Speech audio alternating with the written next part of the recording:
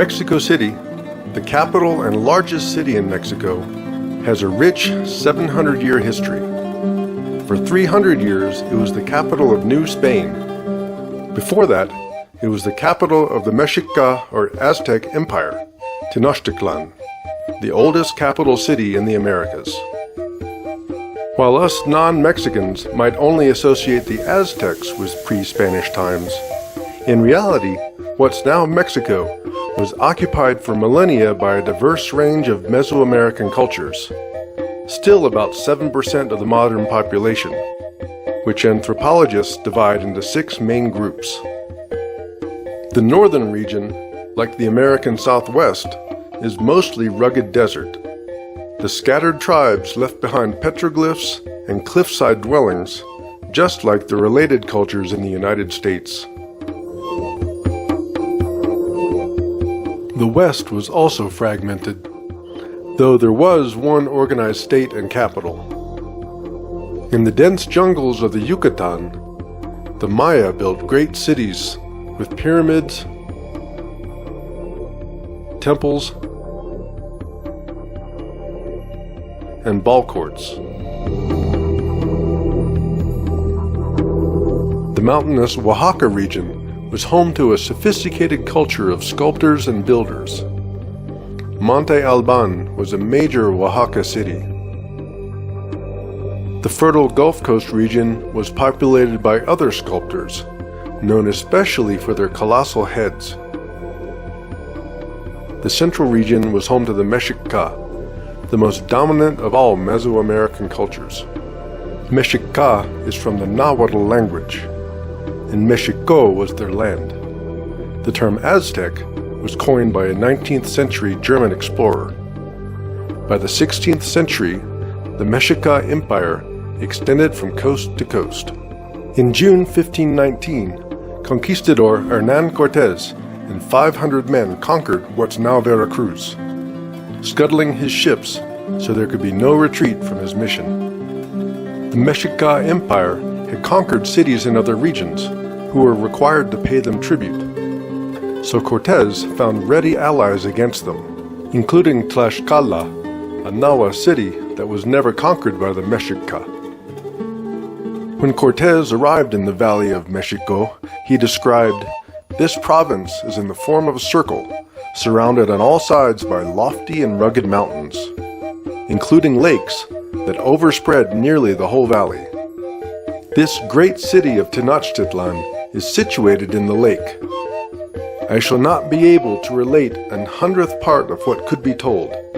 Even we who have seen these things are so amazed as to be unable to comprehend their reality.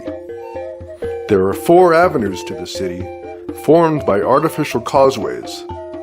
The city is as large as Sevilla or Córdoba. Its streets are half land and half water and are navigated by canoes." The streets that Cortés described can still be seen in a southern borough of Mexico City. The land in Xochimilco, once a separate city, was raised up from the water using 1,000-year-old technology. Farms were planted, and houses were built on these small islands, with trade all conducted on the water.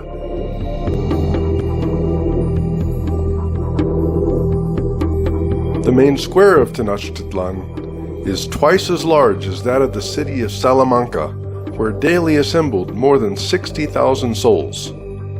The focus of the square, the great temple, Hueyteocalli in Nahuatl, Templo Mayor in Spanish, soared over 200 feet high. 2 years after conquering Veracruz, Cortés had conquered Tenochtitlan and immediately started dismantling the city that had so amazed him. His governor's palace replaced Montezuma's palace. The stones of the Templo Mayor were used to build his cathedral, on top of smaller temples. All of Tenochtitlan was buried beneath the new Mexico City. The Mexica style of building on lakes frustrated Spanish architects, so the waters were systematically drained over the next 4 centuries. Mexico City struggles with fresh water supply and soil stability to this day. its foundations sink an average of 20 inches every year. The Spanish expanded the city, modeling after their homes, and conquered the rest of Mexico and New Spain. They also exported native Mexico crops to the world: avocados, onions, cilantro, tomatoes, pumpkins and other gourds, and of course, chili peppers. Coffee, which had reached Spain from Ethiopia in the 17th century, by the 19th century was grown throughout New Spain. Indigenous culture was also buried by Spanish customs. As archaeology and anthropology grew as disciplines throughout Europe in the 18th and 19th centuries, incredible artifacts were uncovered and displayed in national museums. Primarily used to glorify colonial empires, major Mexican originals are still housed in Madrid, Spain, while Mexico has to display reproductions. Mexican nationalism and independence in 1821 spurred development of their own museums, though pre-colonial works were still presented as belonging to the distant past.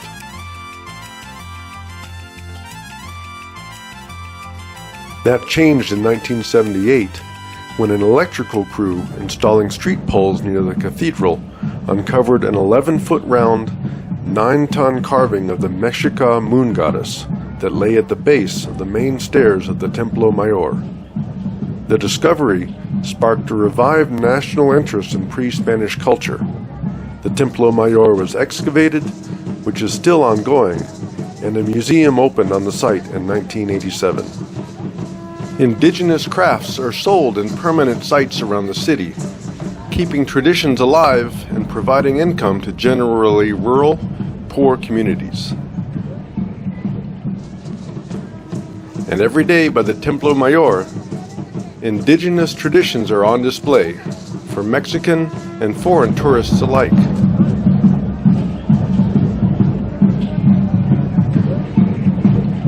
Finally, in 2021, an 1877 statue of Christopher Columbus was replaced with a monument that honors the struggles of indigenous women.